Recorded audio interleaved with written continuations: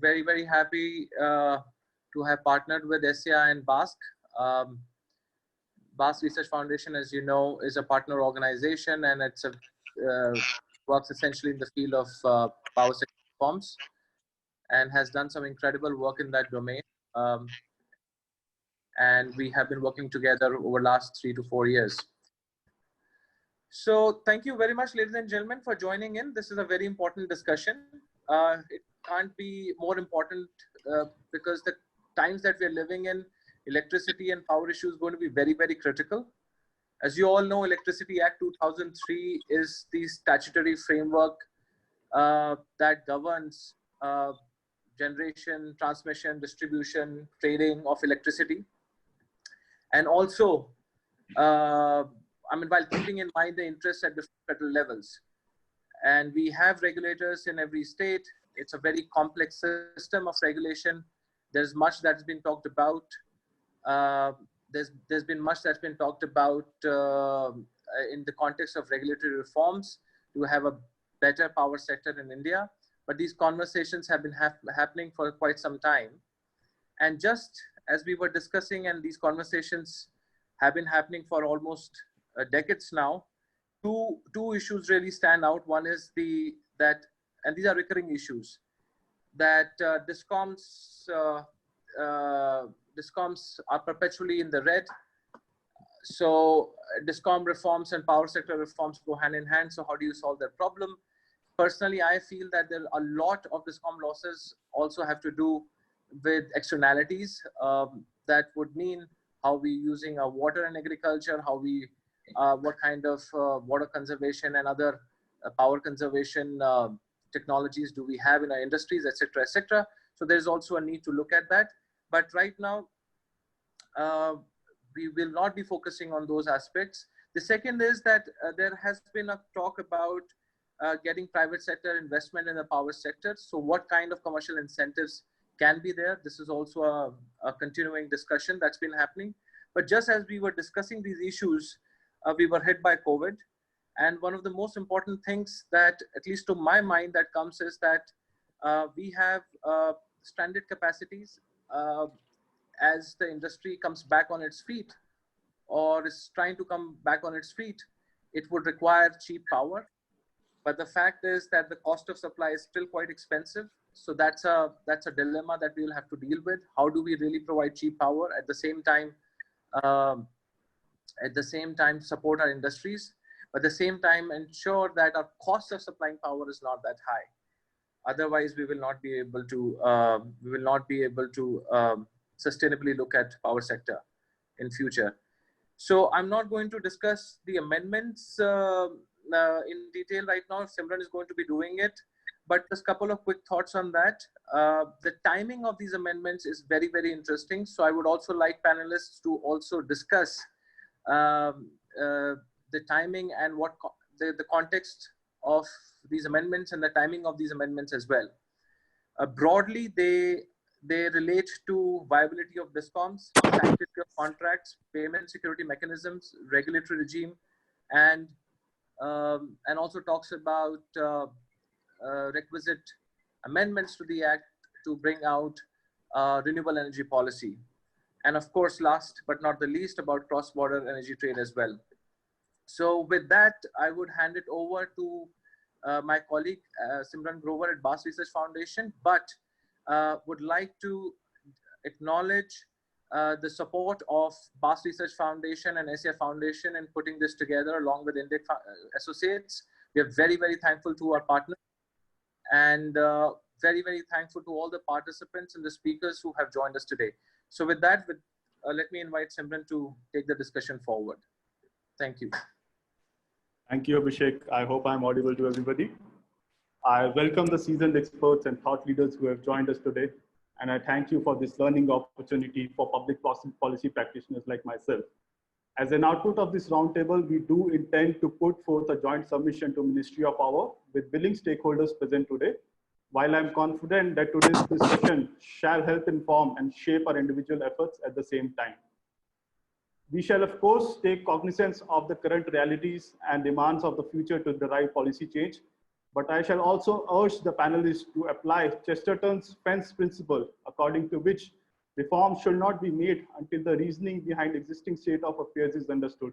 And this is especially relevant for the power sector in India.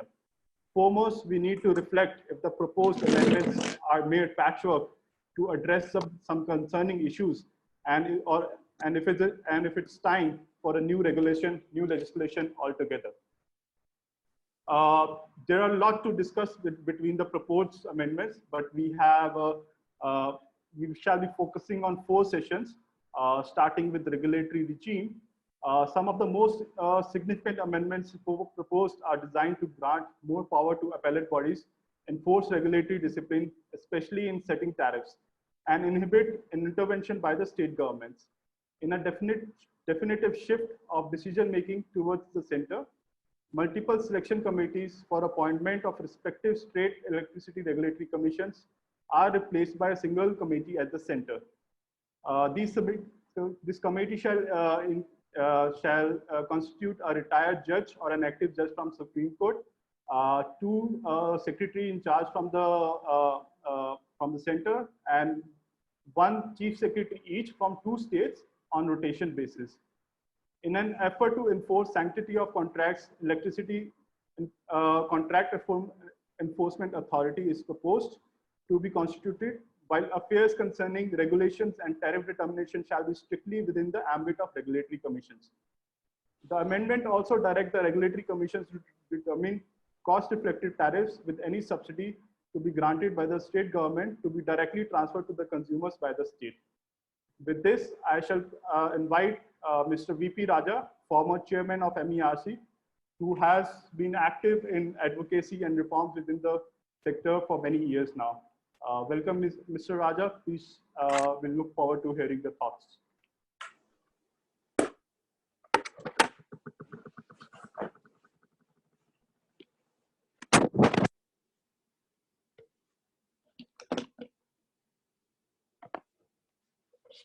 Yes. Thank you, Mr. Simran.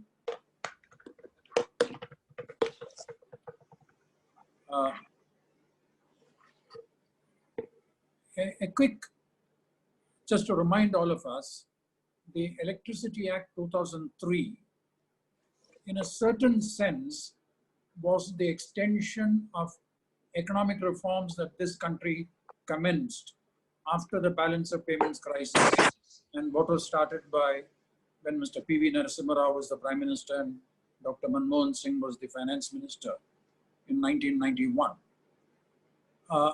So the discussion, first we had this Electricity Regulatory Commissions Act 1998, under which some states did set up commissions. Then from 2000 onwards, the first draft of what ended up as the Electricity Act 2003 started. And there was very wide consultations. I myself, in different assignments in government, had attended at least 2 consultations at the level of the standing committee headed by Mr. Santosh Mohan Dev at that time.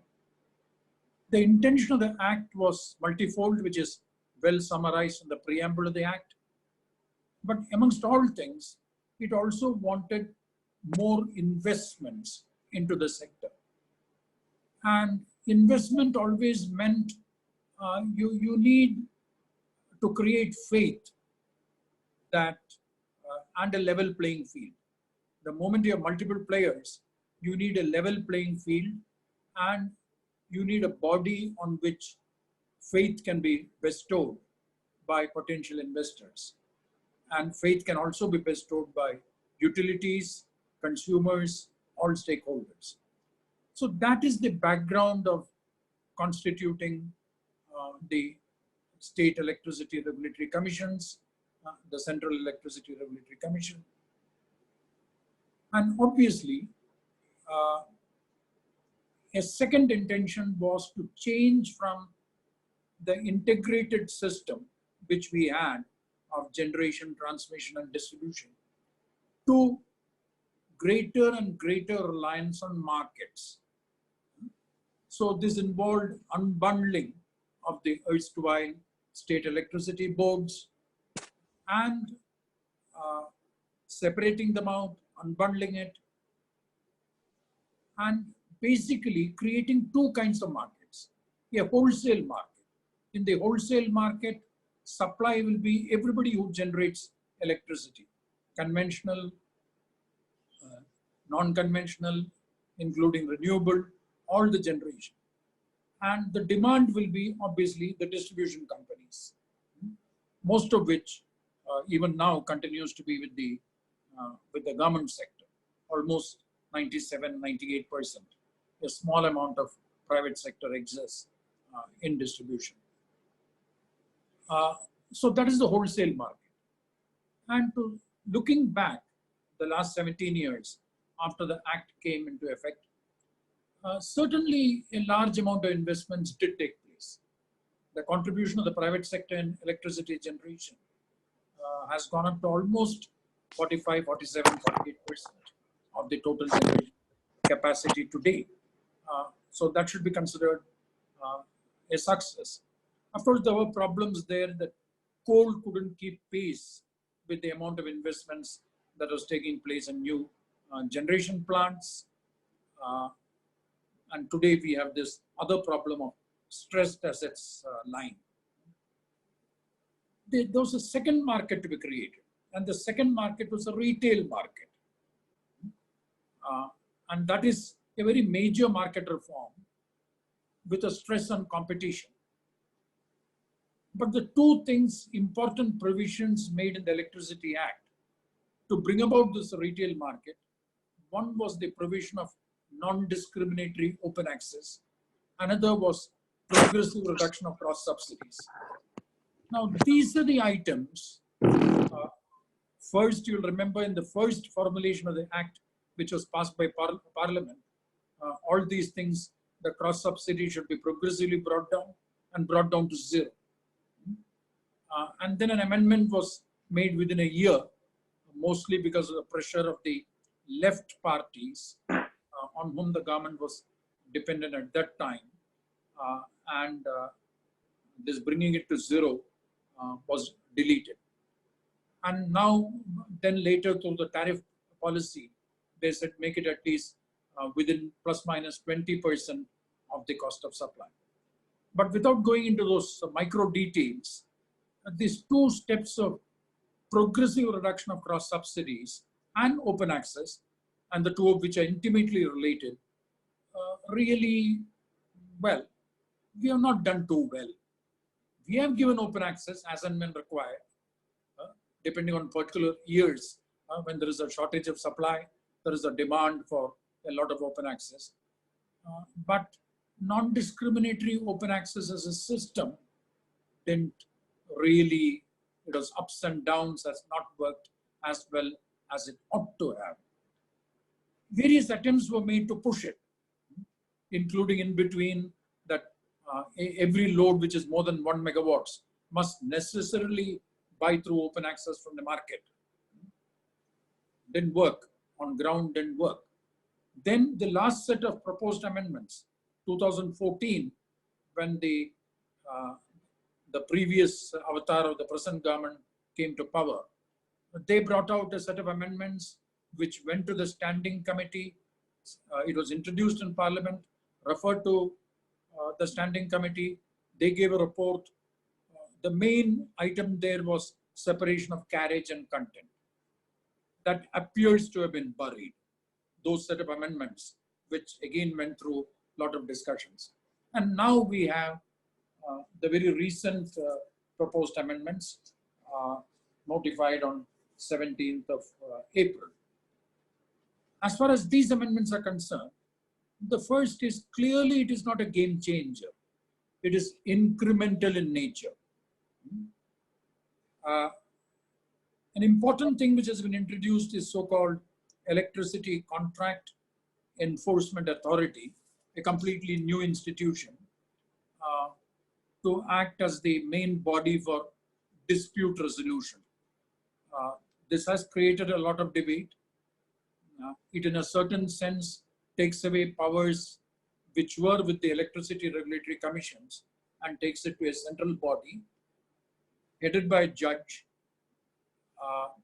even in today's newspaper, there's an article in the Financial Express saying the same thing can be achieved through the existing arbitration clause under Section 158 of the Electricity Act 2003.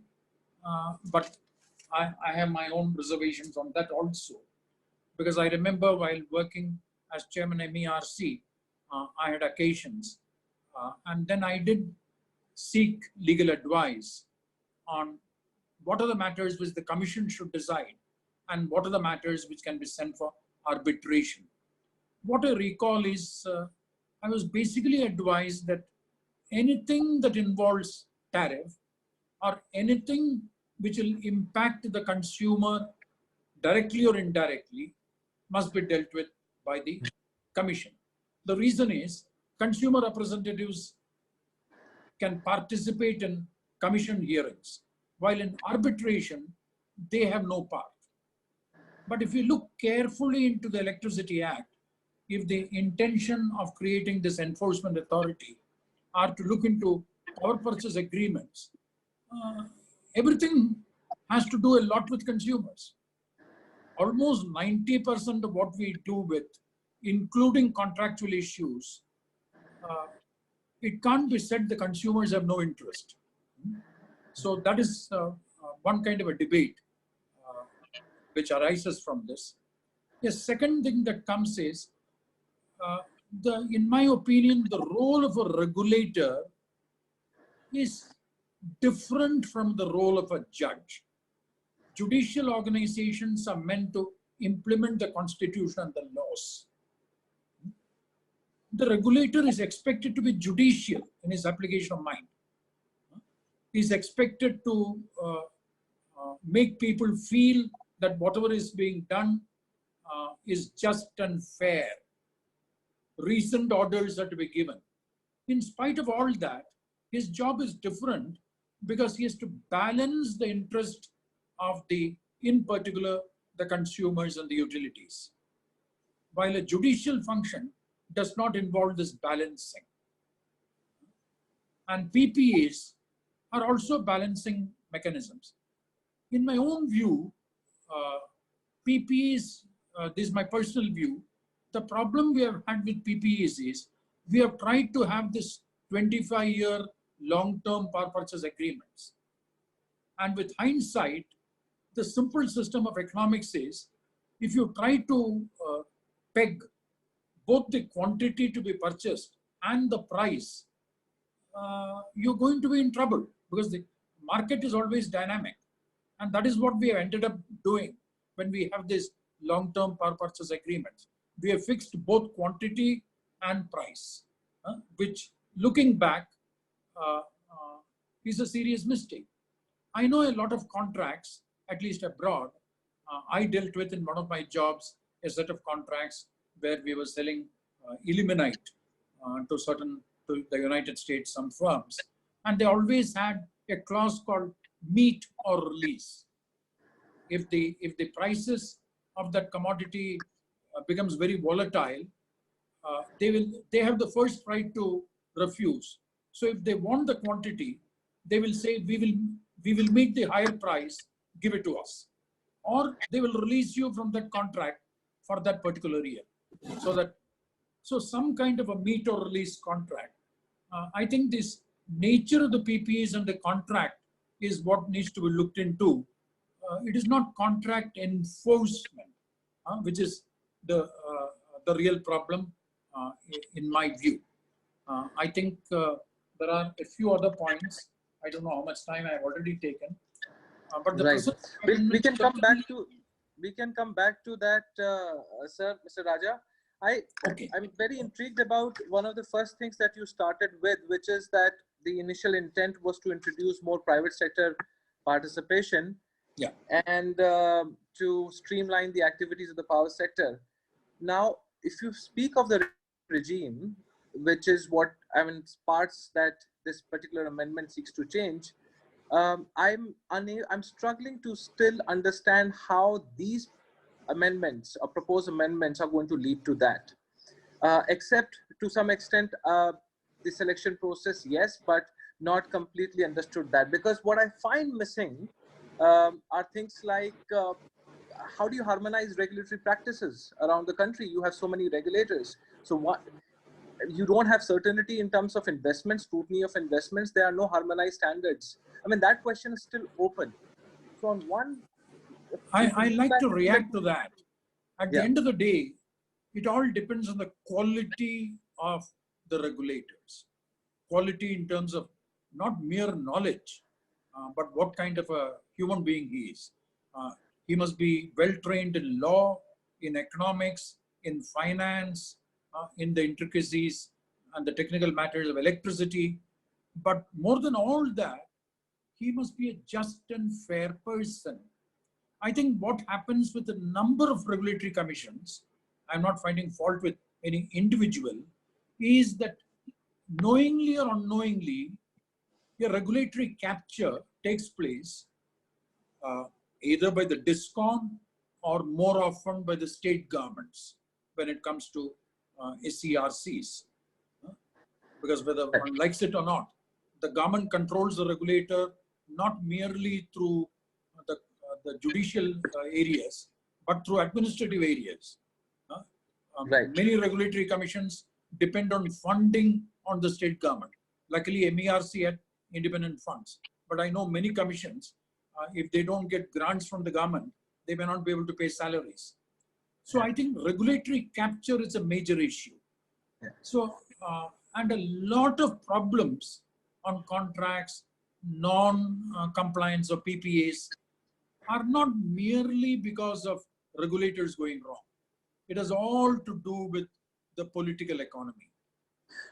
Sure. I think that's fairly understandable point, but exactly the point is that these are the problems that we've known. I don't see these amendments addressing any of those problems structurally. Let me bring in here Mr. Painse. Mr. Painse, would you like to reflect on the core questions here?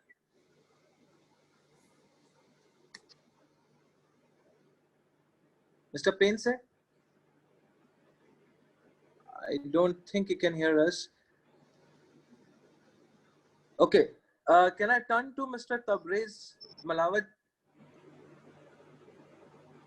Am I audible? I'm not sure if I'm not getting any response. You are audible. Hi. Hi, is that Mr. Tabriz? Yes, Tabriz this side. So I'm just reiterating the question. So the timing of the amendments seem to be of essence over here.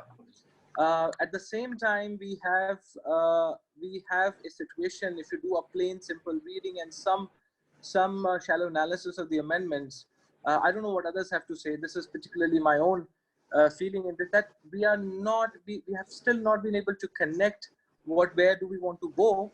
I mean, first of all, it's not very clear with these amendments the direction that we want to take. The second question is, even if we were to be clear, and some people are saying that it is to enhance greater private sector participation, I don't quite see how the regulatory regime, the amendments proposed in the regulatory regime, are going to be able to handle that. We're still missing the target by quite some distance. So, Mr. Tabriz, would you want to quickly react? And then let me also bring in Mr. Gopal Jain, Advocate, Supreme Court of India, to reflect on these propositions. Thank you. Thank you so much, Abhishek. You see, most of the points that has been brought out by Mr. Raja, I don't find any difficulty in agreeing with him. To be very honest, if you see the purport and the objective statement also, there are several procedural and other aspects which has been taken care in the amendment. For example, if we see the enforcement agency that has been proposed, the contract enforcement agencies, what we have seen recently, if we go by the pragmatic things, what are happening on the ground, there are several state governments, after there being a change of regime, has started or compelled the generators to renegotiate contracts. One thing. Second thing is that there's a lot of pressures on the state regulatory commissions, and they are not being able to devote time on the contract related issues. Therefore, there was a need for a quick resolve of problems and the disputes arising with the contract. And in an economics, if we see, there's a more important principle of signaling. Something have to be signaled very fast in a very clear terms and in certain manner, so that enables investment happening. This is one of the mechanism. If you see the functions that have been given to the enforcement agency, they are very much towards the point that the contracts today needs to be adhered. You can't just move out of the contract, and if you go away, there would be an authority behind that who would be seeking enforcement of it.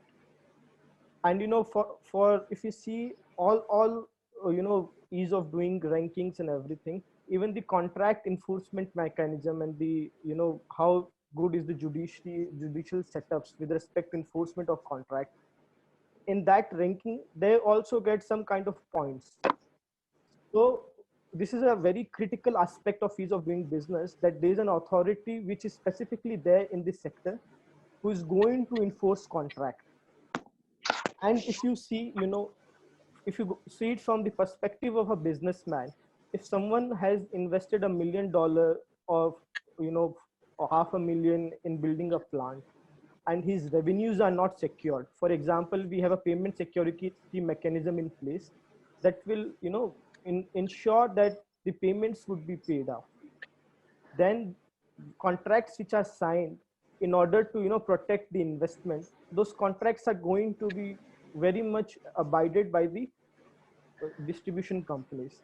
So at the end, the investor would be seeking a mechanism where his investment is secured. And I think these kind of initiatives taken in the draft amendment, particularly the payment security mechanism and a separate authority who would be there to enforce contract, this is very, very critical. If you see it from a private player perspective, they have been facing problem day in day out because their contracts were not being given as much dominance, or if you say that the required attention, they were not getting that. And also if we see the change in the selection process and everything, there are lot many commissions, if you see, they have been defunct from last 6 months, 8 months, because there were no judicial members, there were no proper quorum, and things were just lying over there. Therefore, in order to bring uniformity and to quick start the process, they have limited time periods, that before someone gets superannuated, there would be an appointment happening. This is a particular time within that state and central government has to do, and to make a reference for the selection of the member. So Right. they're very, very critical in that aspect. Right. And to be very honest, being a lawyer, I've seen generators getting suffered because of these issues, and they have been thinking of moving out from the sector. At the end, you have to enable someone and ensure his confidence remain there.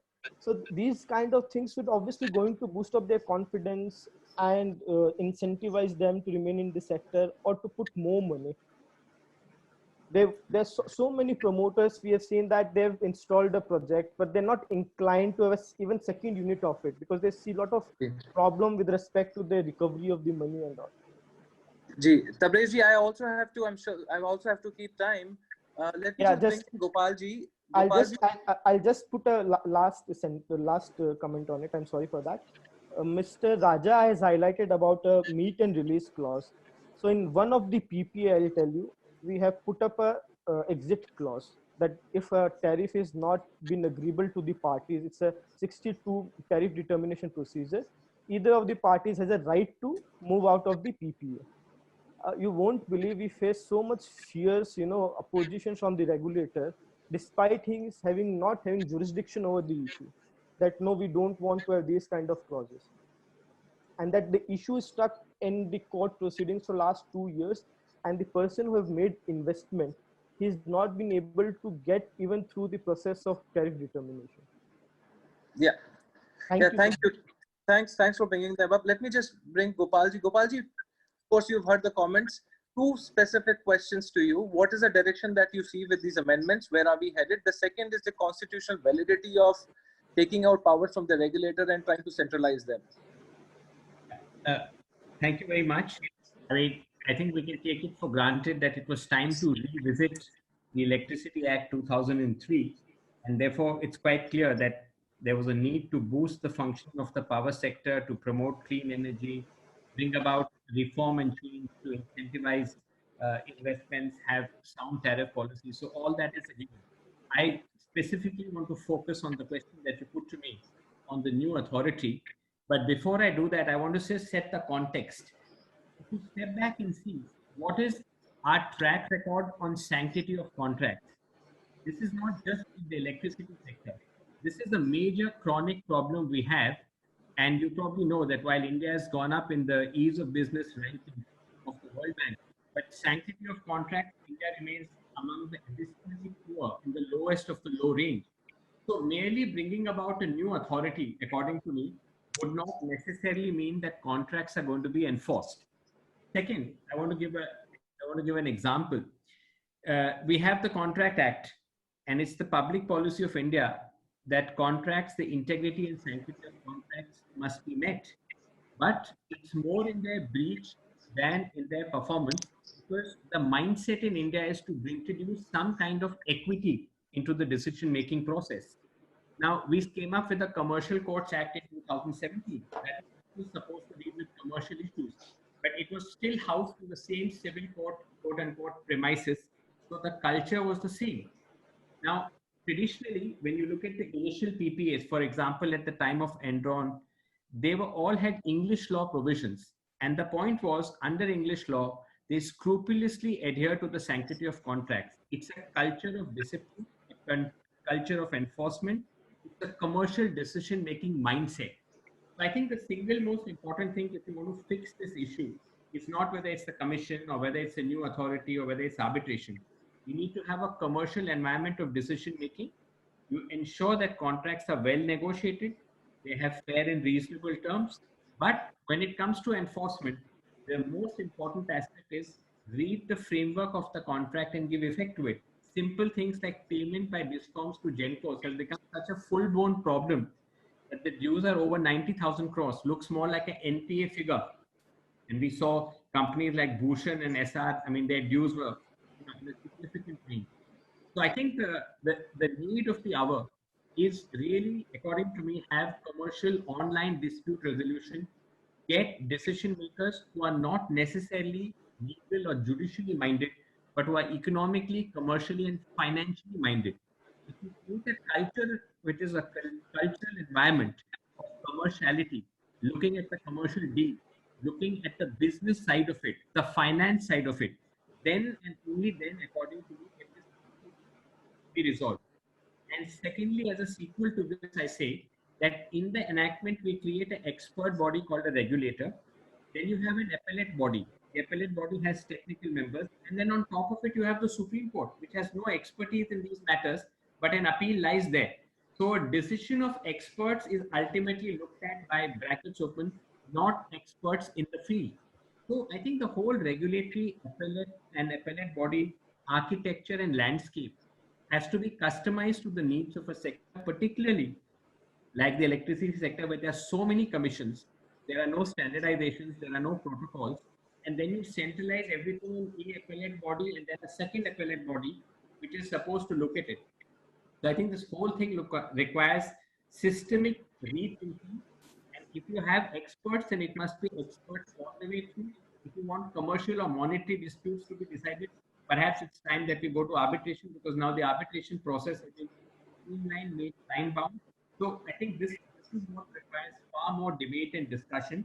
If you want to really address the problem of payment by discoms and sanctity of contracts and payment security mechanisms, versus you can have any authority, but if the discoms don't comply or don't follow, or that you have a decree which is not being enforced, then we are back to square one. So practical, pragmatic, and commercial wisdom in the creation of any body, which, as I said, has commercial decision making and commercial sense at the heart of it, is perhaps what I think would be the solution or a resolution to this issue. Thank you. Thank you, I Gopalji. think I'd like to intervene. I broadly agree with Gopal, who has made these points. The trouble that comes is that 97% are state discoms. And when state discoms of one of the parties there is this entire gamut of the Central Vigilance Commission. It is not that in a commercial fashion, a deal can be struck which is best on both sides. People in state discoms are literally prevented from doing that. They're forced to take a narrow judicial view. So unbundling of the state discoms, or rather making it real corporates with reduced government ownership, is a prerequisite before Mr. Gopal's suggestions can work. But I agree with his suggestions. Sir, yeah, points well taken. The problem is where to start. Why would a private investment come into a bleeding discom? I mean, and I think what Mr. Gopal is also suggesting is to go and have a more systemic diagnostics of the whole situation rather than just creating in an agency and relying on that agency to sort out the system. This is just not a power sector problem. It seems this is. Abhishek, I just want to come in for a minute. Years ago, there was a dispute on mutual funds, whether it was to be decided by SEBI or IRDA.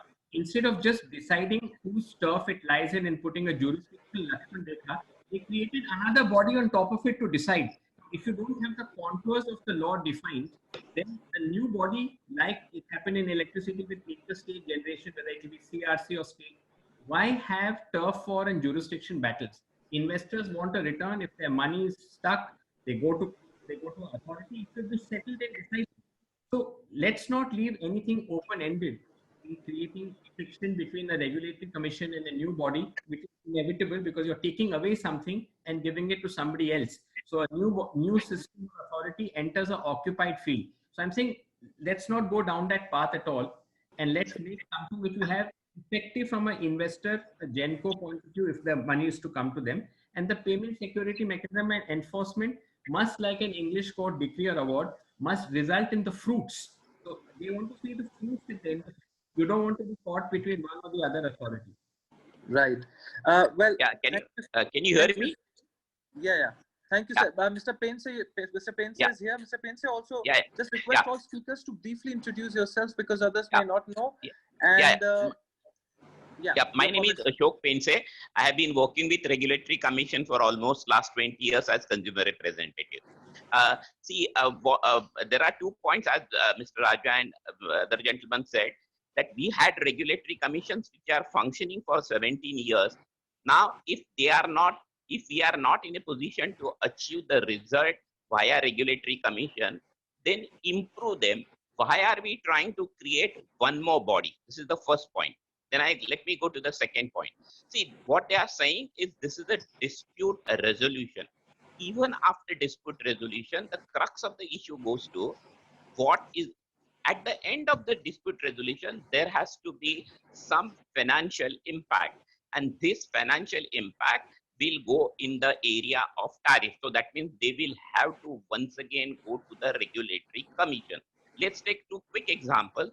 In respect of Punjab, when the contract said that it should be the coal supply is the responsibility of the government, and then the issue came of the wash coal. The issue went right up to the Supreme Court, and the Supreme Court said wash coal has to be given. Okay, the idea has been given as far as the Supreme Court is concerned, but now once again doing all the calculations of the previous year and for the future years goes to the regulatory commission. This is the second part of it. So that means the dispute resolution doesn't stop. Dispute resolution has a financial impact, and that goes to the tariff, and that tariff once again goes to the regulatory commission. So we have introduced one more stage. Rather than all being decided by the regulatory commission, you have got dispute resolution, go to regulatory commission for tariff, and then once again go to DISCOM. The crux of the issue, whether it is contracts, whether it should be observed, etc., is not the issue. All these years in the earlier part, the majority of the things were via only 2. That means the central sector and the state sector. Then it was with the state and the central sector power being purchased. Nobody was bothered what happens whether we pay or we don't pay. The crux came when the independent power producers came. So there is a clear division, independent power producer and the rest with the whether it is the central or state government. Now the issue is that, let's say that, the contract must be observed, the financial, what should be the amount should be paid, etc. also has been decided, everything accepted. The crux of the issue, where is that money with the discom in their pocket? In a progressive state like Maharashtra, year after year, not 1 year, year after year, even now, with respect to the ARR, the total around 10 to 12% of the billed amount is not recovered, which comes into the four basic segments. One is agricultural consumption, not money being paid. Two, the number of pockets are there in a state which do not pay, where the collection efficiency can be as bad as 60 to 63%. Three, public water works and street lighting. And the fourth, the government, like, could be a commissioner of police office, maybe a civil hospital, maybe a collector office, etc. They don't pay, and this is the hit to nobody else but to the generator. Contracts accepted, I'm very noble, everything accepted, you should pay me, accepted, absolutely accepted. There is the money in the discom's pocket. Unless and until we improve the discom's pocket, this will have only theoretical value. Otherwise, that contract, it should be a British contract, if we have not negotiated, etc., is okay. Where is Right. the money in the discom's pocket is the crux of the issue. And this is not for today, for last 21 years that I am seeing. I have not Ji, sir. seen even 1 year where it is there. Right. I think that's a perfect point to segue into Yeah. the next session. I do have a couple of more speakers here who I wanted to invite into the regulatory discussion, but we will come back to it because we are already over time. May I request Simran to get into the distribution side of it? Is Mr. Tongia here, Simran? Yes, I think he's here. Hi, Rahul. Yeah, Simran, yeah. Hi. Hey, Rahul. I did have an introduction prepared, but in the interest of saving time, I'd like to hand it over directly to you. Please welcome Rahul Tongia from Brookings, India. Thanks. Over to you, Rahul. Thanks. How much time should I take? 2 minutes, 5 minutes, 15? 5 minutes. 5 is a fair, I guess. Okay, so it'll be compressed. We just held a webinar last week. Some of you may have seen it, on discoms post-COVID. So obviously COVID changes some things, but it also in some ways emphasizes this challenge of short-term needs that we're going to see versus long-term problems, because the discoms have been called the weakest link in the electricity chain. So I start with this sort of query that, what is the problem you're trying to solve with legislation? And the Electricity Act 2003, it's now 17 years old. Amendments have been tried in 2015, 2018, 19, and now we have a third avatar, which is less ambitious, which some people have liked. It doesn't have, for example, the headline, which is carriage and content separation. It has walked away from that. But the larger question is, it's a little bit underwhelming as well, because legislation is meant for bigger change as opposed to notification, regulation. And there's also a bunch of gray area where things like the tariff policy are alluded to, or other acts like new renewable policies, but they're not spelled out. So the tariff policy also then gains legislative sanction without being legislated or deliberated at a legislative level. It's in some ways, unfortunately, very little of this amendments, not enough, I wouldn't say very little, are major changes. There are more tweaks. Some are changes, like on the subsidies. I'll get to that in a second. And I come back to this starting point, what Mr. Raja had even said, what is the problem you're trying to solve? The first act was really geared towards capital. Generation came first, not the discoms being broken up, which started in fact in 98, 99. And it was also trying to get foreign capital because domestic capital was short. So 8 IPPs were actually given sovereign counter guarantees. Only 2 of them actually ever produced power. So the larger question that some of this act focuses on is new tweaks to do allocations of risk, which may help free up capital. But the largest issue is, this is a non-equal playing field. Generation is much of the cost of a discom, but within generation, there are huge variances, not based on efficiency, but based on structural reasons, locational, public-private, fuel type. There are structural differences between these. And for any attempt that gets said, well, we want to evolve towards a market system, you have to be very cautious which market design you're talking about, because you cannot have retail competition without wholesale, and we cannot have wholesale without fuel liberalization as well.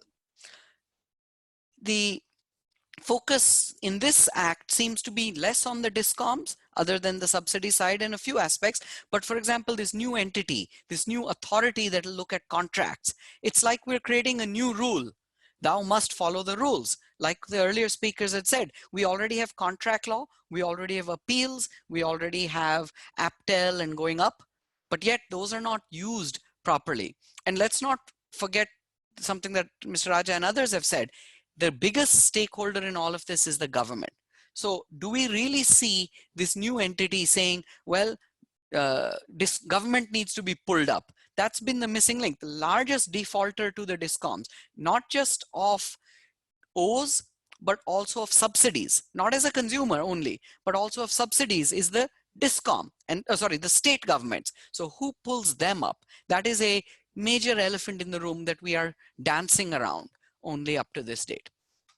So we'll have a paper, it should be out within an hour on our Brookings website on this issue of discoms post-COVID, but also the long-term issues. The older act had a lot of things that weren't implemented. So tariff subsidies were supposed, cross subsidies were supposed to go away to 20% then. And then instead of going away, it became 20%. We don't even have discoms at 20% yet. And so now it's maybe, are we just doubling down like a gambler who instead of recognizing what are the underlying issues that prevent us from doing what many people think we should do? The largest sort of takeaway from this act, in my view, is this is focusing a lot on tweaks or improvements or problems instead of being forward-looking to enable things that are the future problems, which isn't just lack of capacity or lack of supply. We've solved that problem. Or even making sure payments as promised or should have been happen as they are. But renewables, third parties, storage, technology-based shift, disruption from the edge, none of these are properly enabled. It took executive orders to allow electric vehicles to be charged by third-party providers who would not require licensing. But we are dancing around so many of these issues, where at one level they help technologies or environment or new disruption, but at the same time we're protecting against disruption. So that balancing act, that needle has not been threaded. The last few points related to discoms, purchasing, I won't talk about central state, which others have. DBT, subsidies. So there is a distinction between subsidies and cross subsidies, which is not as articulated well enough. And DBT has enormous problems. It is not a magic solution. It isn't the only instrument which can free the discoms out of, you know, this Gordian knot of subsidies. But even if you went for DBT, it's not clear that the poorest of the poor would be the beneficiaries, not because they don't have Aadhaar or they don't get the DBT alone, but also look at how your subsidies are often put in. Delhi's subsidies are very high for electricity, but they're also effectively going to the owner of the connection, not the tenant, not the, in farming, 55% of farmers at one point were laborers. They don't own the land. So it's actually about 15–18% of the farmers who actually get the benefit of cheap or free power. And then they often sell water. So these are all the larger things that I hope need deliberation as well. Thank you.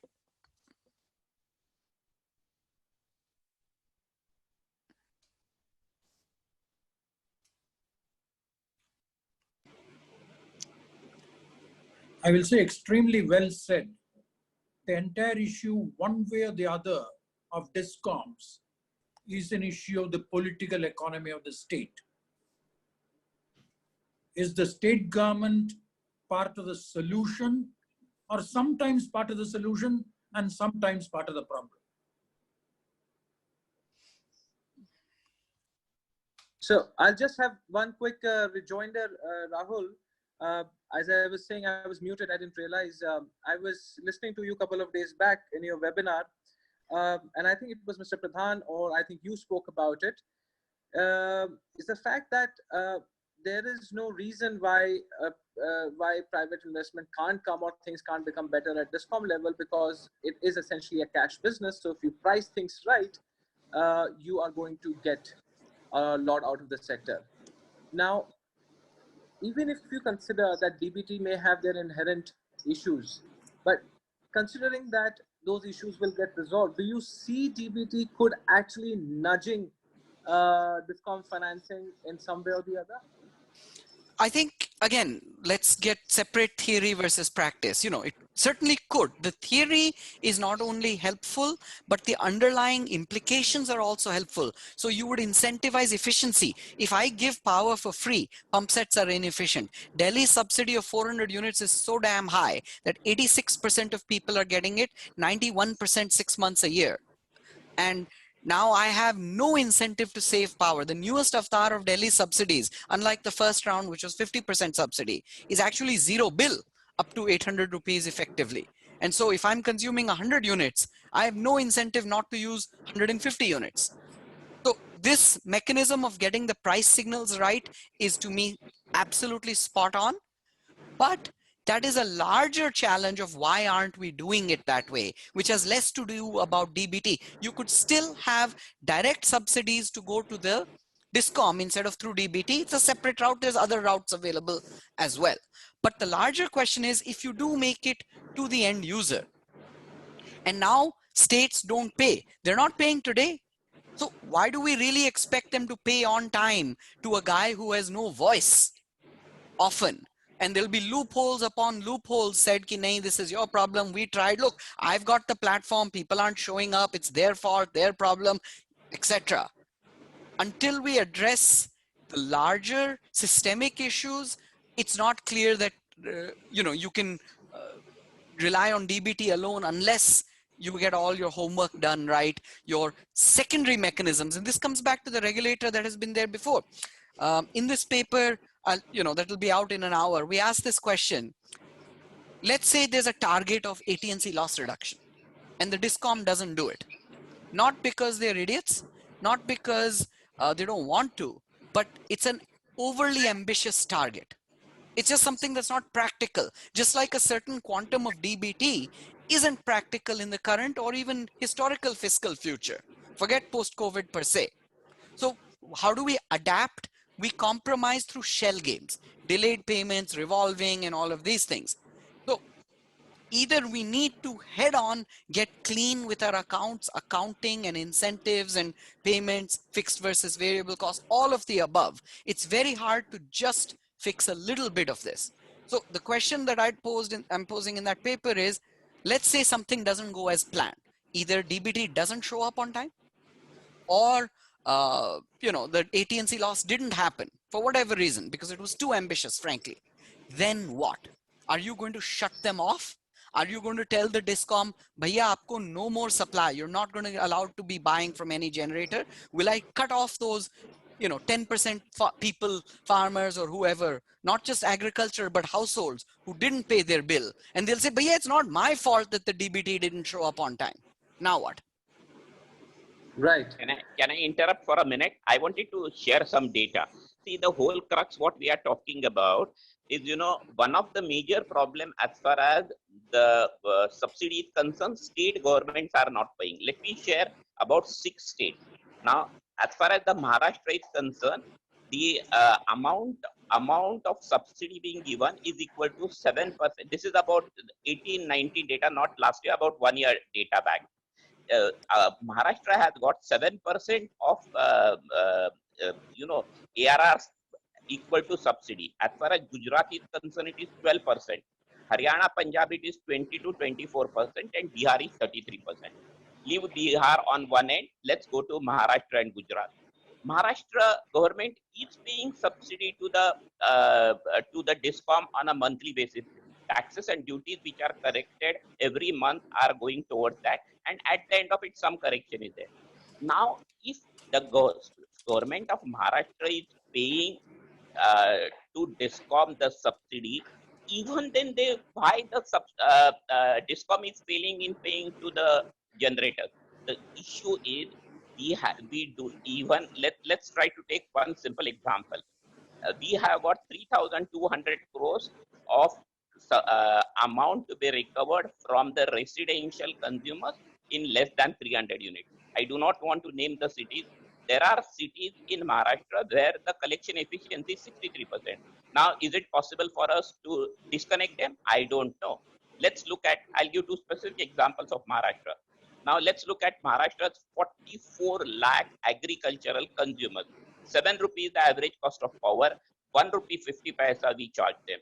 4,800 crore is the gross bill. For last 7 years, we have not been in a position to collect more than 300 crores from them.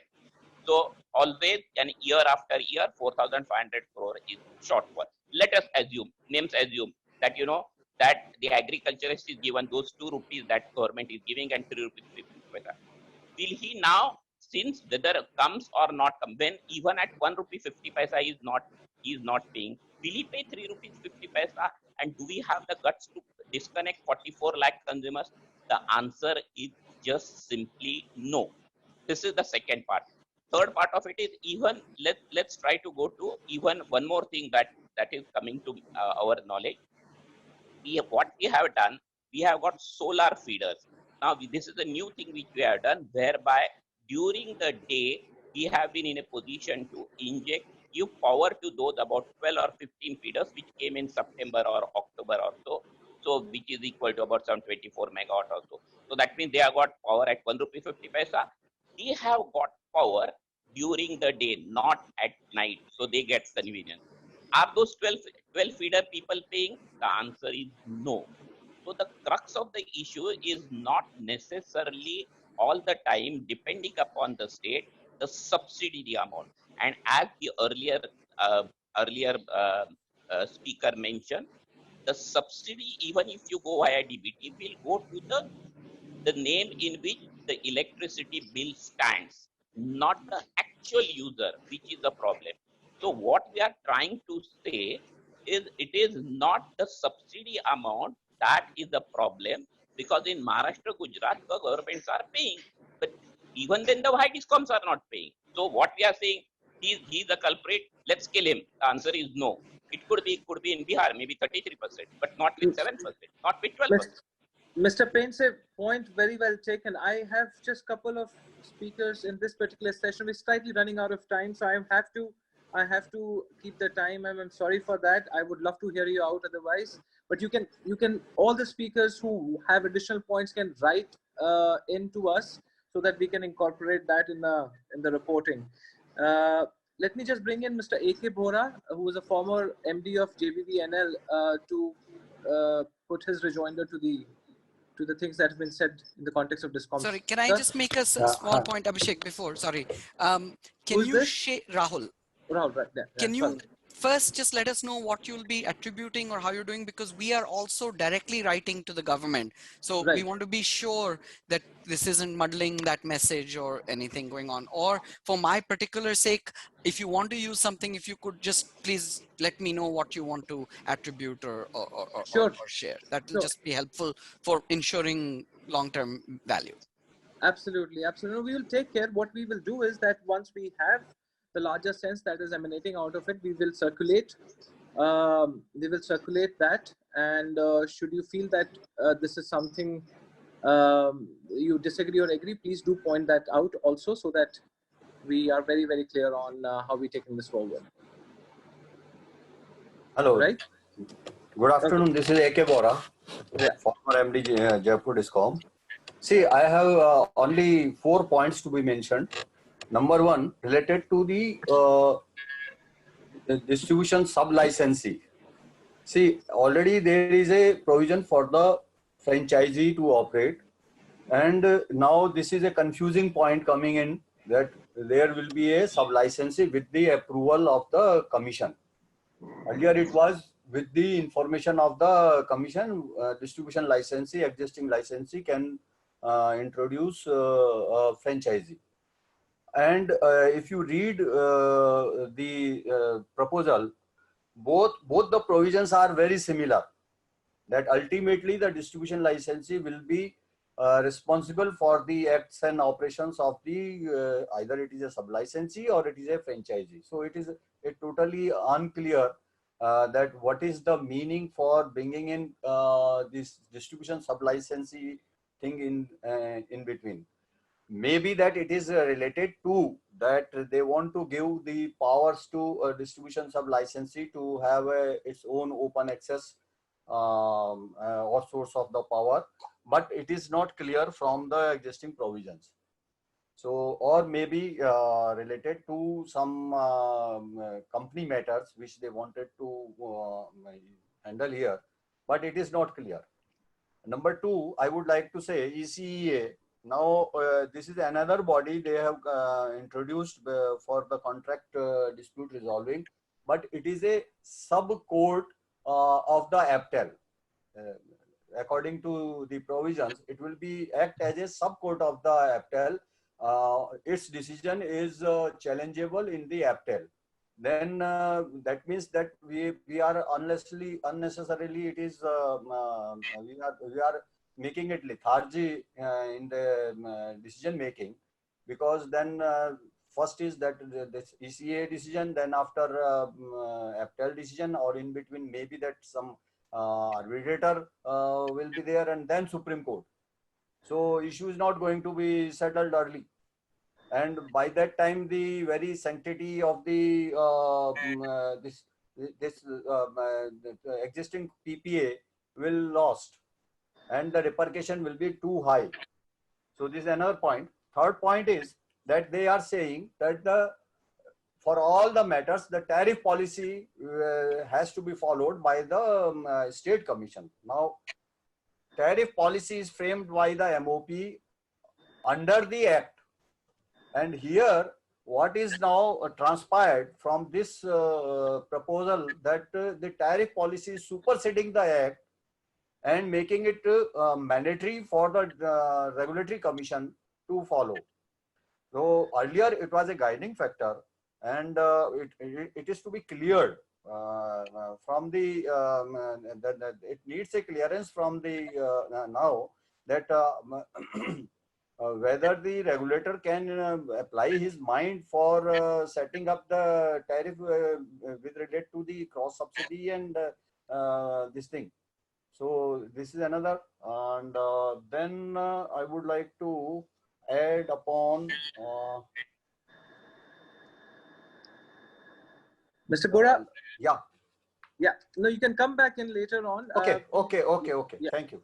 No, we have two more sessions, but I'm changing the order of the sessions. We will have one session on the consumer, right? We will give consumer space towards the end. Let's see the reaction from consumer organizations.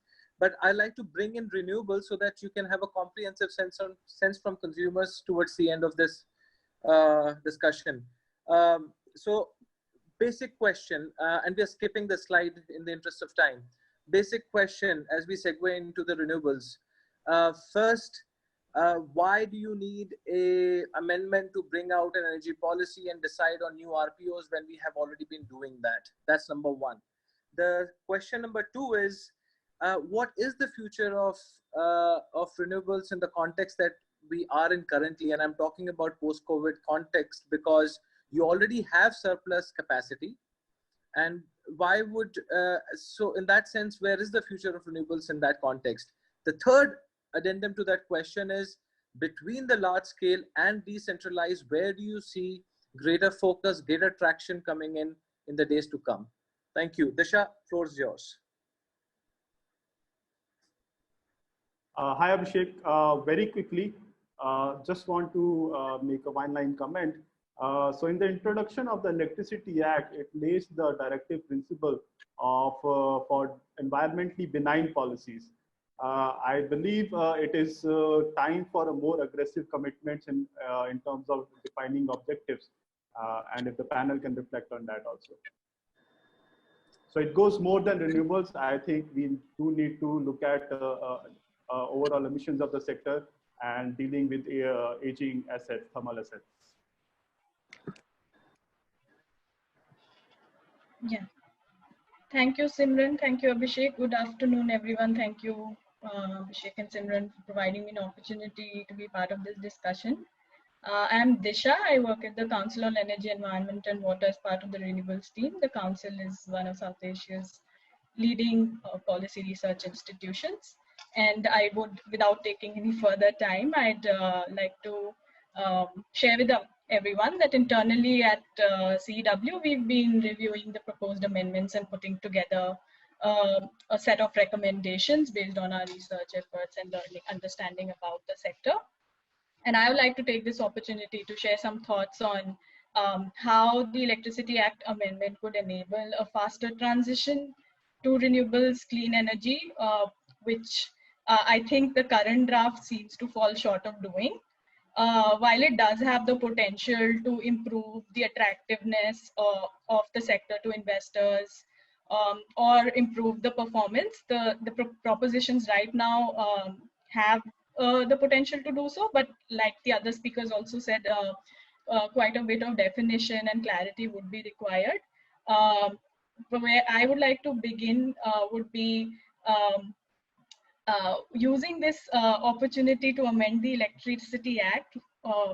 I think we are at this point in juncture that the statement of purpose or the preamble to the act should very clearly emphasize on the strategic importance of renewables and like new, clean, efficient technologies and solutions, trying to place on record the kind of uh, the energy security, sustainability, growth, and socioeconomic development goals that the country has, and how renewables and clean energy can accelerate the pace of meeting those goals. Is I feel it's essential to have that kind of consideration being placed, considering RE like as the main occupant of the house and working rest of the system around it. So I feel that the current amendments are not quite doing that, and there is an opportunity to think on those lines.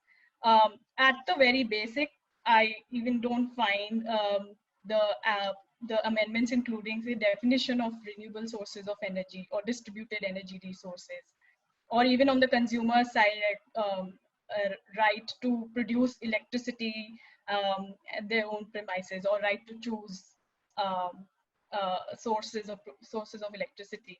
That's something which is must be must be looked at, and different sections of the act must then see what could be the provisions regarding promotion of these different segments.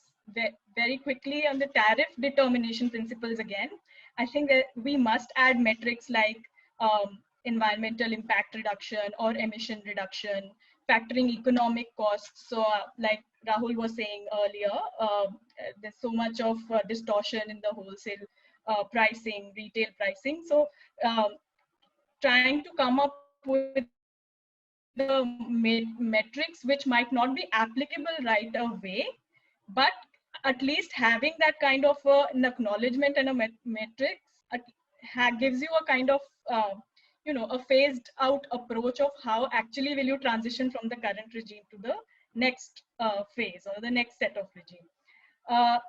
I mean, I know the RE policy is being defined there. I still feel there is merit to bring that on, but provided its scope, objective, the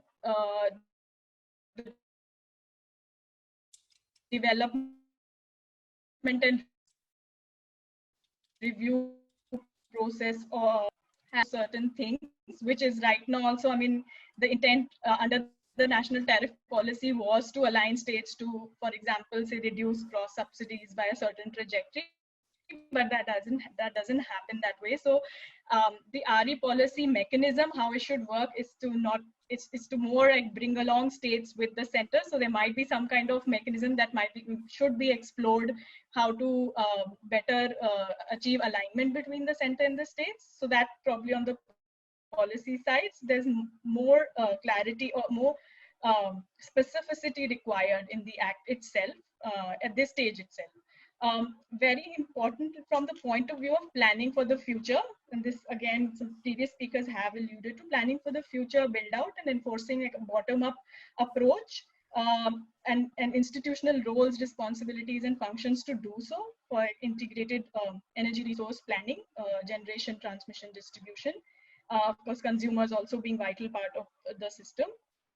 So accounting for all the supply and demand side resources and based on true cost. So like I said, it might be difficult to look at it that way today, but just acknowledging that those costs are there might be a helpful way to start with.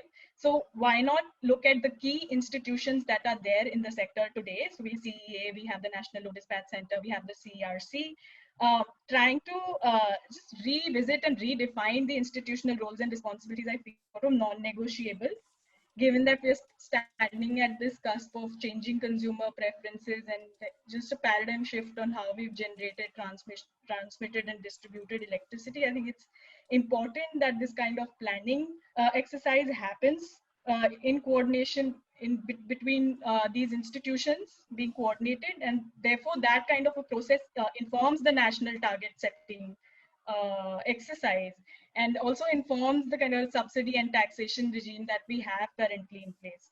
So what I feel is re-looking at the institutional roles, responsibilities, duties, performance of standards for these institutions, like CEA doing a bottom-up process for integrated planning, NLDC assuming greater responsibilities, say for example, monitoring curtailment and analyzing the reasons for it, recommending to the states of how they can reduce the level of curtailment, taking greater roles on scheduling and balancing.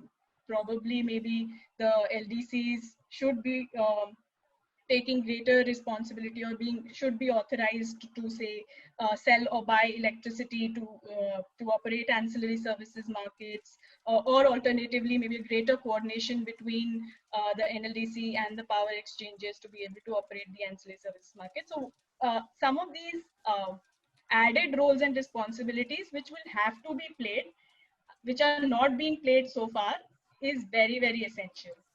So I'll stop at that. And thank you, Disha. Let me just invite Kushagra, who SunSource Energy, and then Aditya Ramji from Mahindra and Mahindra. Hi, thank you. Yeah. So thank you. This is Kushagra. So very interesting points which have been made earlier, and special thanks to Mr. Raja's views which have come in and across the board. So I think everyone has a perspective. From our perspective as a solar developer, what we like about is a perspective of the Contract Enforcement Authority. Even though it's has to get formed, the details will have to be figured out in perspective. It's gonna be in the same manner it has been proposed, or will there be any modifications? But if we look at from a perspective that a body of such stature is going to be formed, it is definitely going to have will be providing investor confidence in deploying more and more renewables. Number one, because that's where we are coming in from, or a particular, or in particular, or in general, the power projects deployment that is there. MNRE has also been talking about providing, along with the bill, although it is not there yet, the trajectory for the RPOs for the net up to 2030. If that comes in, then probably that will kickstart another larger market of maybe 3,000 to 5,000 megawatts to satisfy that RPO market. So I think that details have to come in. But in addition, overall, we welcome this proposed amendment, and it is much steps forward than what is currently there.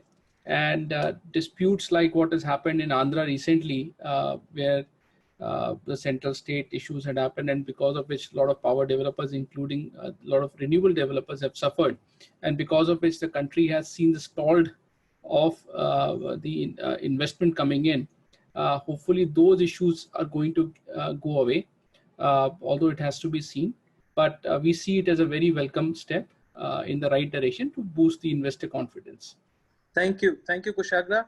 We're running out of time, so I will really ask you to be very, very economical with your words. Aditya, then Rahul, quickly your rejoinders on this particular point before we start the last session and the final comments after that. Thank you. Thanks, Abhishek. I think Disha put a lot of the finer points really well. So I'll just maybe make 2 or 3 pointers, right? One, when I was going through this, I felt that you rightly mentioned, we've already talked of a renewable energy policy, etc. So I think the question, and maybe the lawyers can answer this better, is will this inclusion under the Act per se give it some more of a legal framework for implementation of such policies, making both state and center more accountable to actually implementing some of these things? And maybe if I were to go a step beyond, could be a bold step in conjunction with emissions targets, etc., that we may want to achieve. And maybe if in my mind, instead of a national renewable energy policy, it could have actually been a national energy transition plan, which could actually take into account a lot more things beyond renewables, including other technologies, storage, etc. And all of these policies lie in different places, half attempted here and there. So, just to use an analogy, we used to talk about vehicle to grid or vehicle to X in the mobility sector. I think we could have used maybe a grid to X or a G to X analogy here, and that possibly could be a useful addition. Apart from that, you spoke about decentralized energy, etc. I remember long back, some years ago, when I used to operate in the energy access space, there were a lot of discussions around how microgrid operators could actually act as the last mile franchisee for distribution companies, reducing infra costs, and there were some guidelines also that were issued, if I remember right. The Act amendment does talk about sub-licensing and franchisee models being allowed. Not sure if that applies to some of the integration of microgrid operators, etc. So maybe some clarity around that could help, just make that whole rural electricity infrastructure a lot more robust. And last 2 points, I think one, overall, I do feel that there could be a lot more. We've spoken a lot about regulators being reactive. I think this could be an opportunity for us to actually look at how do you make regulators more proactive and a lot more in sync with some of the developments that keep happening in the sector. And lastly, on the ECEA, right, I feel that the idea of a centralized grievance body seems to me going back in time. I think it would have been better had we looked at possibly regional benches of the ECA, because the whole point of accelerating some of the grievance redressal is to be able to do it with lower costs and in quicker time. So if you're going to have it in Delhi and expect everybody to come down there to tackle their disputes, I feel that it will only keep pushing the idea of transitions, etc. And maybe could eventually lead to just being lip service and not really boost the sentiments of renewable developers, etc. So I'll just stop there. Thanks. Thank you, Rahul. You had a point. Well, just a question based on Disha's and general remarks. You said we need some improvements in our targets, and part of me thinks we actually don't want targets. We want frameworks, because right now you're now saying, well, I want to up my hydro, so therefore let's mandate some amount of hydro, RPOs, hydro generation mandates. So everything seems to be target oriented instead of just setting the signaling right, so that we could unleash all these technologies, innovations, things that make sense for folks. If you need subsidies or support because the signaling doesn't work for certain users, so be it, then you use different instruments to handle that. But I'm very wary of top-down, target-oriented, and these amendments actually seem to reinforce the central and top-down view. Abhishek, can I respond to? Yes, please. Yeah. Hi, this is Kanika. So actually, Rahul, if I can just also building on what Disha said, I think that the idea is really from at least from our point of view, we think that the proposed amendments are quite renewables friendly, but renewables of sort of 2015 and 16.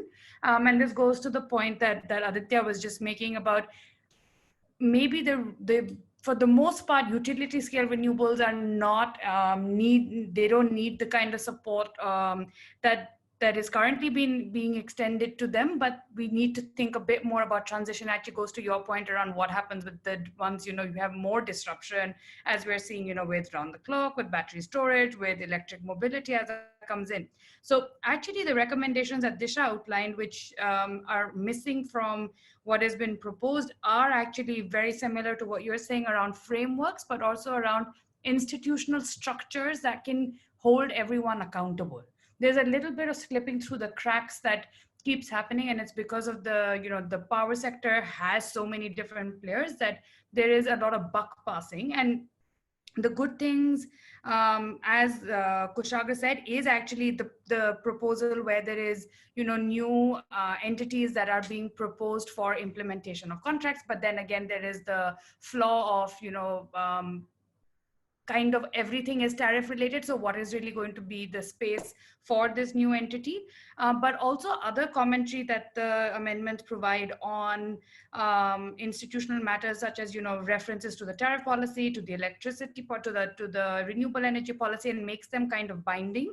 So I don't actually think that we're suggesting that there should be more enshrinement of actual numbers in the policy, but what it does is actually adds legitimacy to just general comments or announcements that are being made, but without any clear plan. So what we're actually suggesting is that there should be more meat on the bones in terms of institutional structure, and whether that number is 450 gigawatts of renewables and hydro now being classified or not is is less relevant than the structure required to actually keep going, rather than just thinking about the short term and the 175 gigawatt target.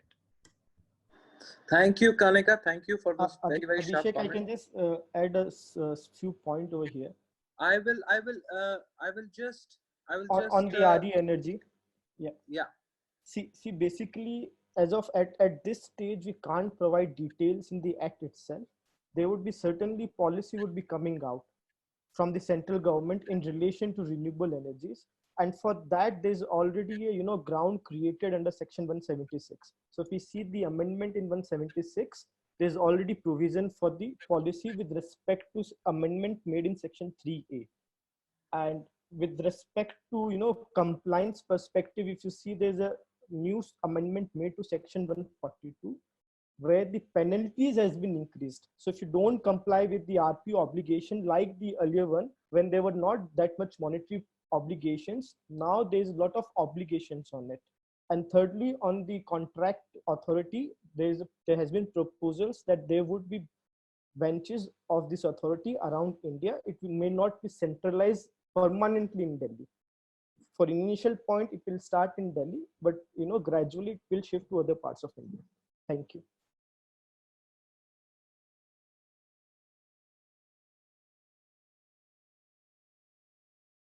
Abhishek, you're on mute again.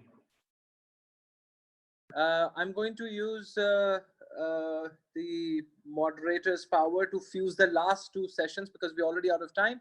The last thing that we thought was for the last comments, but we had a session on consumer rights. So let's hear from, and we have two speakers. One is Simran himself, who's worked a lot on the consumer side, but there's also Mr. Vishnu Rao. So quick comments, and then in that sequence, we'll close with the last comments. So yeah. Mr. Vishnu Rao, floor is yours. Hi, Vishnu here. I represent the Citizen Consumer and Civic Action Group. I work as a senior researcher. So I will be wearing a slightly consumer activist hat, so to speak, because I think this is a very knee-jerk amendment, because Electricity Act 2003 considers both the interests of the consumer as well as the utilities interest.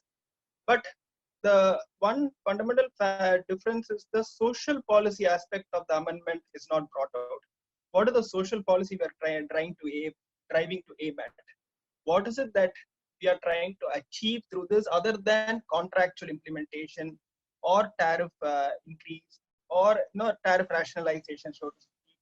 So, or removal of regulatory assets. I think the one role of the regulator, which is kind of not brought out, is within the state government, of course, the political economy of social policy lies with the state governments.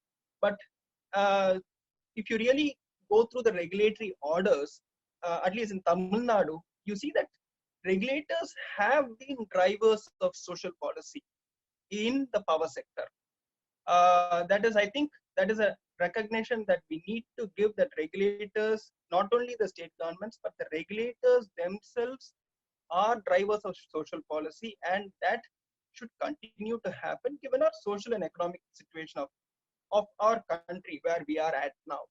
I think, having said that, what I think one particular instance, a very small instance of how a regulator will act. So I think Mr. Raja can chip in because he's in the know of these things. So the in Tamil Nadu, the political economy is that the agriculture has been given free power, and then you have a whole regulatory space having to dictate that whole definition of what agricultural sector should be. So 1978, you have the elections here coming up, and agricultural sector was kind of taken off from the thing and said, okay, now you guys have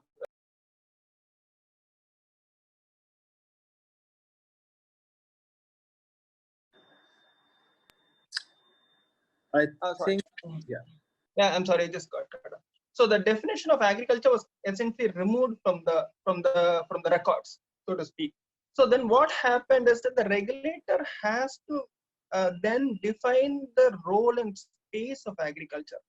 So agriculture is subsidized. So it's a very tricky situation, but a social situation also. So one instance I'll give you, it's the situation of a chicken farmer, a poultry farmer. He is coming to a regulator and saying, I'm a poor man. I've got 50 chicken in my coop, in my yard. I need to have a bulb running all the time so that I'll be in a position, so they'll lay eggs and I'll get some revenue out of it. So in this situation, he says, okay, I have these electricity enforcement squads coming in and saying you're putting one more bulb. So I'm unable to justify to them this is to improve my social situation and my economic condition. So can you grant me the provision under your subsidy regime to give me provision for one more bulb to be added? So this is so the regulator has to play this balancing role. The interest of, so to speak, consumer. No, it is not the consumer. It's the social and economic conditions of an electricity consumer, and what the Tamil Nadu Regulatory Commission did. Okay, fine. Oh, you have a problem. I understand that you need to have from 5,000 rupees. You need to increase your revenue to 10,000 rupees per month. Okay, have one more, but none of you kind of have considered. So we will consider this request and add it in the tariff order. So this is one situation. So let us say you have a poultry farmer, like 10,000 poultry farmers have benefited from this particular order, so to speak. So then what happens to the entire thing? So you have, over the years, you have regulators promulgating social policies after social policies. You have, NGOs serving poor people. You have charitable hospitals requiring, who are not. So a lot of these situations keep coming in, and then it is shown as a subsidy burden to the state government on record. So I think this is something that the regulatory, the amendment, or has not captured the social element of this whole thing. And this is something that we need to recognize, and also on balance with the contracts. So because contractual positions are mainly to do with timely filing of ARR, lack of regulatory interventions in as Mr. Rajas correctly pointed out. Mr. Rao, I mean, point absolutely well taken, though I would like to be slightly provocative and we can have this discussion offline. I would say there is too much of social representation, but not in the sense that you mean, which has been basically the reason why we have such a distorted cross-subsidy regime, because there are political interests with a certain kind of societal setup. Anyway, one more point from the consumer side, I think this is a very important dimension. There are standards of performances well articulated by regulators, and but there does not seem to be adequate awareness about those standards of performances. There are a number of issues. Simran's organization, BAS Research Foundation, has been doing excellent work. Simran, would you just come in and close the consumer dimension on it before? Let me just add a couple of points and I think can close it. I think the idea then is, 2 points alone. So I'll close this from my side. I think the other point is again the idea of tariff rationalization and cost-effective tariff and the removal of regulatory assets. I think from my viewpoint, regulatory assets are a necessary sectoral standard that we need to think about because we are all locked into the network. I think we have to pay a rent to the network generations up to generation, whether it is now or the future. So there is I don't understand the need to recoup costs immediately as soon as the investment is made. Secondly, in terms of sub-distribution licensee and franchisee, I understand there is this whole element of wanting to promote this competitive environment, but the role of cherry picking in sub-distribution licensee is something that has already been said several times. In terms of franchisee, I can understand billing, etc., can be franchisee models that will be taken out of the distribution sector. But again, the contractual conditions of franchisee models. Last one is the contract enforcement authority. So I think one thing that we need to understand is from a consumer perspective, what will be the role of the judicial member in the SCRC? I think 3/4 of cases that come out of the SCRC are basically contract related cases. Again, the quality of regulator that is kind of needed to be strengthened. So that is something that we need to think about. And finally, I think one section that has not been used in the Electricity Act is basically Section 60, market domination. So you have positions in the Electricity Act where rooftop solar is being promoted by the state government. But since the sale of power is equal to revenue, that particular bit of so the domination of the state utilities is very stark. So they shut out the market at the tendering, at the distribution of net meters, where the whole control over net meters is given to the distribution licensee. So that is one bit. I think the last point where you talked about mandating distribution standards of performance is absolutely right. I think there are a couple of points that also need to be added for this thing. You have a smart grid, smart metering system. You have data privacy, theft of power, etc. So those are points that need to have a lot of sense, need to be strengthened, of course. But distribution standards of performance need to have within the tariff order also. That is not Vishnuji, we are coming back to the same thing that we discussed, which is again Discom's cross subsidy. I understand all these points are very, very, they're all linked to each other. Let me just invite the last comments. I'm sorry, we're just running out of time. We would welcome any offline comments that you would want to give. I'm done. That's okay. So Vivek Sen is with us from Shakti Foundation, and Simran, then you can end the discussion with your comments. Mr. Sen, I think Vivek has left. Has it? I don't think Vivek joined. Okay, Vivek then joined. So Simran, floor is all yours, and you can. Thank you, Abhishek. First of all, let's acknowledge two facts. One, the proposed amendments do not deal directly with consumer rights and consumer interests.